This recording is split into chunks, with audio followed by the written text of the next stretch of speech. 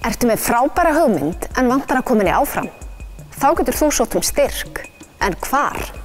Styrkir eru alls konar. Þeir geta verið opinberir styrkir, styrkir frá fyrirtækjum eða félagasamtökum.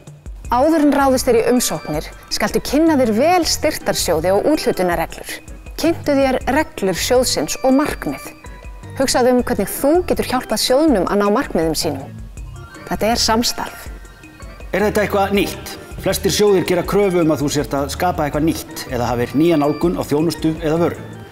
Það er mikilvægt að útskýra nákvæmlega hvað þú ert að gera sem samkeppnisaðilarnir eru ekki að gera. Hvað aðskilur þig frá þeim? Þekktu samkeppnina, markaðinn og markhópinn. Hvað er styrkt?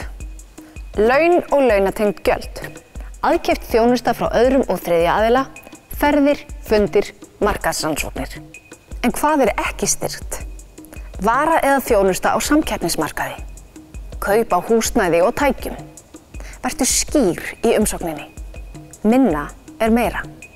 Seldu þig og hugmyndina þína. Sannfæringarkraftur og persónulegur stíll hjálpar. Talaðu hvaða ávinning verkefnið getur skilað. Er verkefnið kannski atvinnuskapandi eða er það fræðandi?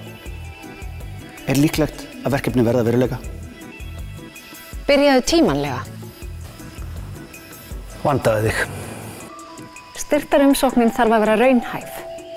Enginn sjóður styrkir verkefnið 100% svo þú verður að leggja til eigið framlag. Trúverðugleiki er lykilatriði. Hugsaðu stórt en byrjaðu smátt. Landshlutasamtök veita stuðning til frumkvöðla á öllum stigum nýsköpunar. Kannaðu málið og pantaðu ráðgjöf hjá okkur.